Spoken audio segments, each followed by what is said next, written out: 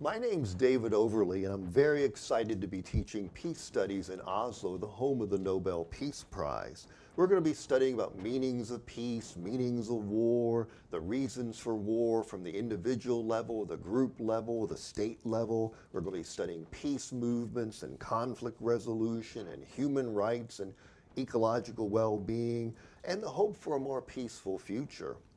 When industrialist Alfred Nobel first came up with the idea for his humanitarian awards, he chose Oslo specifically because it has a long history of peace activities. Several of the accords between Israel and its Arab neighbors were negotiated in Oslo. The 1997 accord banning landmines was negotiated in Oslo. And Norway is famous for its largely nonviolent resistance to Nazi occupation in the 1940s, and we're going to visit a museum dedicated to that effort. We're also going to visit the Nobel Institute and the Nobel Peace Center, and we'll be seeing the Storting, the home of the Norwegian Parliament, as well as the Royal Palace, the home of the royal family.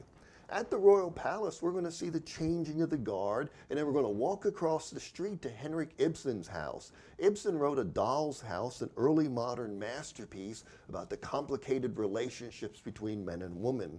So much of our time is going to be spent outside of the classroom exploring the streets of Oslo, which is good because Norway is noted for its clean living and harmonious existence. It's ranked #2 on the latest United Nations Happiness Survey.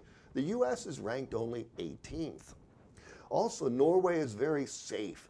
It has a low crime rate and incarceration rate, and there's a freedom to roam law, meaning if you see an empty field, you can walk across it and not worried about being accused of trespassing.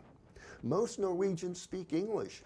I mean, there are only 4.5 million Norwegians, so they can't expect visitors to know Norwegian.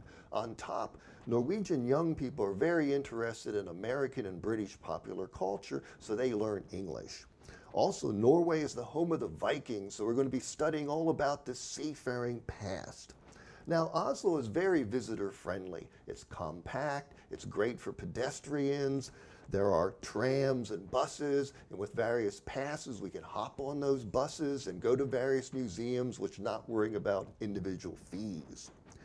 Oslo is surrounded by hills and forests where you can hike and bike and enjoy the summer, which is where the midnight sun is. So there's going to be plenty of time to go outdoors, cruise in the fjord, go to the islands, go bathing and boating. And it has a very vibrant nightlife with shops and restaurants and bars and various neighborhoods with interesting boutiques and the latest fashions. So we're going to have a lot of fun both inside the classroom and outside.